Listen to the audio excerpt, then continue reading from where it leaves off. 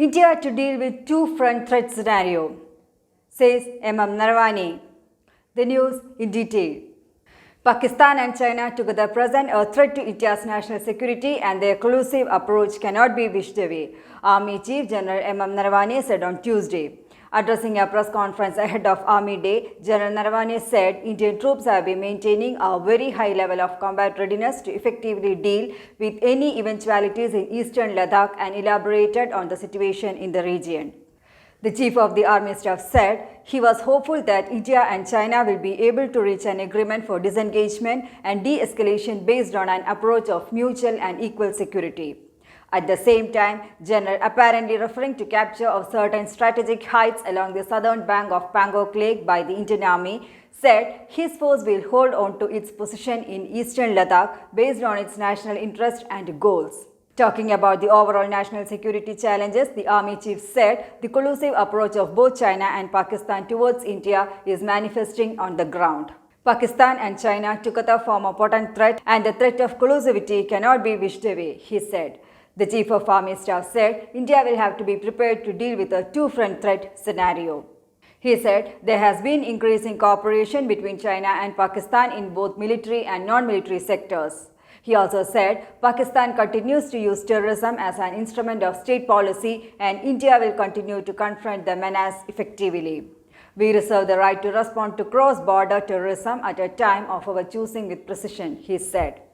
Since 5th May 2020, Chinese and Indian troops have engaged in aggressive melee, face-offs and skirmishes at locations along the Sino-Indian border, including near the disputed Pangok Lake in Ladakh and the Tibet Autonomous Region, and near the border between Sikkim and the Tibet Autonomous Region. Additional clashes also took place at locations in eastern Ladakh along the line of actual control.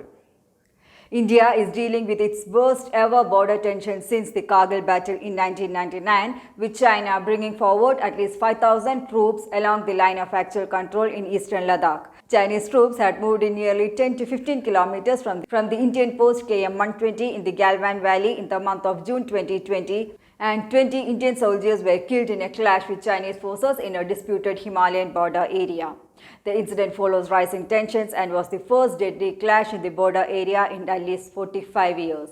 Regarding Pakistan, the life along the line of control, the de facto border between India and Pakistan, bears the marks of violence, and those who live here wage daily battles of their own.